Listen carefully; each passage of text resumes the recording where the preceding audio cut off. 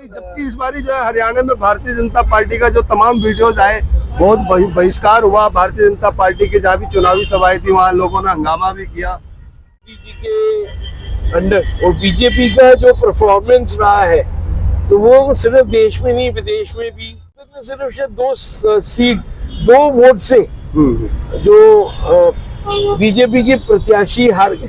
ग्रोवर साहब कौन मुख्यमंत्री बनेंगे? भूपेंद्र हुड्डा जी बनेंगे, कुमारी शैलजा बनेंगी। तो सबकी अपनी एक वो फॉलोइंग थी। उन्होंने कहा कि हमने 40 से 50 लाख रुपए खर्च करे हैं इस इलेक्शन पे। उनका था सट्टा बाजार देख लो, ये है कांग्रेस आ रही है कि उनको कमल पे भारतीय जनता पार्टी पे ज्यादा विश्वास रहा है। तो चाहे बावजूद भी हाँ वही सबसे बड़ी चीज वही है कि मतलब किसान बैठ गए थे पंजाब में और हमारे दिल्ली के मुख्यमंत्री को बिजली इतनी फ्री कर दूंगा, मैं एजुकेशन फ्री कर दूंगा। दिल्ली में मैंने मोहल्ला क्लिनिक बनाए हैं, मेरे स्कूल जो हैं वो ऐसे इंटरनेशनल लेवल के हैं। तो हरियाणा में नमस्कार, आप देख रहे हैं VS News 48 दिल्ली और मैं हूं रूप सिंह गुसाई। दोस्तों, अभी जो हरियाणा में जो चुनाव का रिजल्ट आया है, जहां भारतीय जनता पार्टी प्रचंड बहुमत से जीती है, हालांकि कोई ज्यादा हेरफेर नहीं है, 1 लाख करीब वोट का हेरफेर है। जहां भारतीय जनता पार्टी को 39.9% वोट मिले, वहीं कांग्रेस पार्टी को 39.01 पॉइंट ऐसे कुछ उनको जो है वोट प्रतिशत मिला है। और उसके बावजूद जहां भारतीय जनता पार्टी को 48 सीटें मिली हैं, वहीं कांग्रेस को 37 सीटें है ना। तो इस पर विशेष चर्चा के लिए हमारे साथ वरिष्ठ पत्रकार संजय जैन हैं। तो ये जहां अब तक जो है मतलब चुनाव रिजल्ट से ठीक 1 दिन पहले तक बड़े बड़े चैनल्स दिखा रहे थे कि जो है कांग्रेस वहां भारी बहुमत से जीत रही है, सरकार बनती दिख रही है। तो आप इस पे क्या समझते हैं कि मतलब क्या हुआ होगा? कैसे मतलब जो पिछली रात तक जो है कांग्रेस का दिखा रहे थे, तो अचानक से जो है बीजेपी, जबकि इस बारी जो है हरियाणा में भारतीय जनता पार्टी का जो तमाम वीडियोज आए, बहुत बहिष्कार हुआ भारतीय जनता पार्टी के। जहाँ भी चुनावी सभाएं थी वहाँ लोगों ने हंगामा भी किया, उसके बावजूद भारतीय जनता पार्टी जीती है। तो कुछ कहना चाह रहे? मैं पूरा जो अभी हमारा देश की जो स्थिति रही है प्रधानमंत्री मोदी जी के अंडर और बीजेपी का जो परफॉर्मेंस रहा है तो वो सिर्फ देश में नहीं विदेश में भी। और इनफैक्ट बीच में ऐसे कुछ हो गया था कि काफी कांग्रेस के लोग और दूसरी पार्टी के लोग बीजेपी में शिफ्ट हुए हैं। तो एक हरियाणा का अगर आप रिकॉर्ड देखेंगे तो वहाँ पे आप देखते रहेंगे, मान लो कोई भी पार्टी रहेगी तो 2 साल 3 साल के बाद अगर कोई इलेक्शन होते हैं, जो 5वें साल में भी हो रहे हैं, तो वो एक एंटी इनकम्बेंसी होता है कि जो रूलिंग पार्टी है उसके वायदे और उनके वो थोड़े से लोगों के होता है कि ये लोग ने अपने नहीं निभाए। तो हर ऐसे कुछ स्टेट्स में, राजस्थान में भी होता है। बट जब से बीजेपी आई है तो मैं हासी गया था हरियाणा में रोहतक के आगे। रोहतक का भी मैं बताना चाहूंगा कि रोहतक में सिर्फ शायद 2 सीट 2 वोट से जो बीजेपी के प्रत्याशी हार गए, ग्रोवर साहब। अच्छा, तो वो बहुत बड़ा टफ कंटेस्ट था। और अलग अलग कुरुक्षेत्र की बात करेंगे, वहाँ अलग वो था। और एक वो होता है पोलराइजेशन ऑफ वोट्स होता है, एक डिविजन है चार्ट, जैसे हुड्डा जी, भूपेंद्र हुड्डा जी पे लोग बोल रहे थे कि कौन मुख्यमंत्री बनेंगे? भूपेंद्र हुड्डा जी बनेंगे, कुमारी शैलजा बनेंगी। तो सबकी अपनी एक वो फॉलोइंग थी। और एंड ऑफ द डे में क्योंकि कहीं ना कहीं सट्टे बाजार में बीजेपी के 32 का भाव था और उनका 52 का था। तो सबको था उम्मीद थी। लेकिन हांसी में जब मैं गया था 10-1 दिन पहले, तो जो बीजेपी कैंडिडेट ने अपने हाथ में बैंड पहना हुआ था बीजेपी का, और जिसके पेट्रोल पंप पे हम बैठे थे वो कांग्रेसी लोग थे। अच्छा। और वो और उनके बेटे की जो प्रत्याशी की उनकी गाड़ियों पे फोटो थी। उन्होंने कहा कि हमने 40 से 50 लाख रुपए खर्च करे हैं इस इलेक्शन पे। उनका था सट्टा बाजार देख लो, ये है कांग्रेस आ रही है।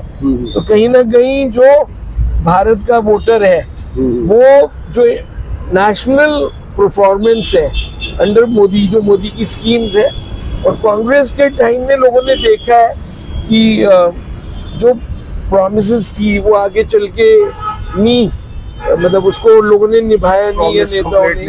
हाँ, तो कहीं ना कहीं लोगों ने उसको इस मतलब उनको जो विश्वास वो साफ दिखता है कि उनको कमल पे, भारतीय जनता पार्टी पे ज्यादा विश्वास रहा है। तो चाहे वो पब्लिकली ओपिनियन पोल में ज्यादा कुछ होता नहीं है, क्योंकि ओपिनियन पोल वो बेसिक जो जनता होती है इंटीरियर में जाकर तो करते नहीं है, वो टीवी में कहीं पे बैठ के कर लेते हैं, उसमें वो सही सर्वे नहीं कर पाते। तो जैसे कि हमारे देश का जो हरियाणा में जो किसान है, कृषि, पंजाब हो गया, हरियाणा हो गया, जो हम कहते हैं कि हम खेती पर निर्भर है, किसान हमारे देश का अन्नदाता है, तो किसानों ने बड़ा विरोध किया था, उसके बावजूद भी। हाँ, वही सबसे बड़ी चीज वही है कि मतलब किसान बैठ गए थे पंजाब में, और हमारे दिल्ली के मुख्यमंत्री केजरीवाल भाई वो अपना मुख्यमंत्री पद दिल्ली में छोड़ दिया, उन्होंने अतिशी को बुलाया और वो महम में गए थे। महम की रैली मैंने देखी, और महम की रैली में जितने भी लोग थे पूरा गांव उमड़ के आ रखा था, लाखों की संख्या में, और वहां पे तो टोटल ये बन गया था कि केजरीवाल इस कबूल, आपका झंडा लहरा रहा। वहाँ बताया कि भाई मैं जेल गया हूँ तो आप इसका बदला लेंगे और ये वगैरह। बदला नहीं, मतलब उसका था कि मैं आपको बिजली इतनी फ्री कर दूंगा, मैं एजुकेशन फ्री कर दूंगा, दिल्ली में मैंने मोहल्ला क्लिनिक बनाए हैं, मेरे स्कूल जो है वो ऐसे इंटरनेशनल लेवल के हैं, तो हरियाणा में सब कुछ कर दूंगा। तो वो जो जनता का जो उस समय जो क्राउड था उसमें क्लियर था कि आप आ रही है और ये बीजेपी और कांग्रेस है, दोनों को झटका होगा। लेकिन एक तरफ लोगों का कहना था, दिल्ली में मेरी कुछ राजनीतिक लोगों से बात हुई, मीडिया वालों से, तो उनका कहना था कि केजरीवाल का सुप्रीम कोर्ट से जो केजरीवाल भाई छुटे हैं, तो वो पोलराइजेशन मतलब उन्होंने करवाया गया है बीजेपी की तरफ से, सो दैट उनकी वोट वहाँ पे, लेकिन आपका ज्यादा वोट।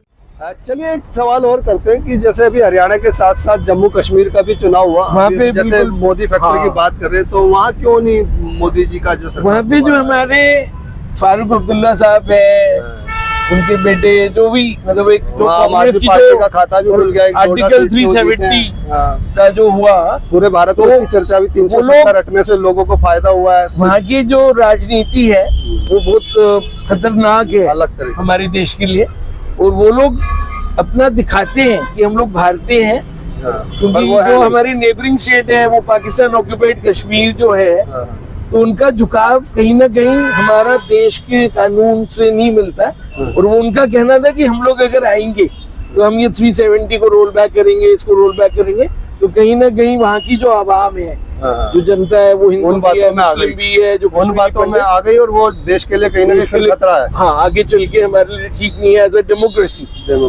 मोदी जी का तो अभी कार्यकाल 2029 तक है, और उसके बाद क्योंकि हम लोग एक स्ट्रॉन्ग नेशन, अभी देखिए कहाँ विदेशों में आप देख रहे हैं, यूक्रेन रशिया से वॉर कर रहा है, तो ये सब एथनिक है। यूक्रेन भी किसी टाइम यूएसएसआर का हिस्सा था, तो वो जो संतुष्टि लोगों को नहीं है, तो विदेशों में लड़ाई है। भारत एक ऐसा ही देश है जो शांति प्रिय है, तो उसको माहौल बनते हुए मेरे ख्याल से जो अब आवाम जनता इधर दिल्ली में या हरियाणा में फैसला कर रही है, उनको सर माथे पे रखना जाए। चलिए, बहुत धन्यवाद आप हमारे साथ जुड़े, और इसी के साथ मैं रूप सिंह गुसाई अपने कैमरामैन व्यास कुशवाहा के साथ आप सभी से अनुमति चाहता हूं, और जो हरियाणा और जो जम्मू कश्मीर का चुनाव था उस पर जो गहन चर्चा हुई, उसको लेकर के आपके जो भी सुझाव हो, विचार हो, हमारे साथ जरूर साझा कीजिएगा। और जैसा कि आप सभी जानते हैं कि आगामी चुनाव जो विधानसभा का दिल्ली में होने वाला है, तो उस पर भी जो भी आपकी राय प्रतिक्रिया हो हमारे साथ जरूर साझा कीजिएगा। नमस्कार, धन्यवाद, जय हिंद, जय भारत।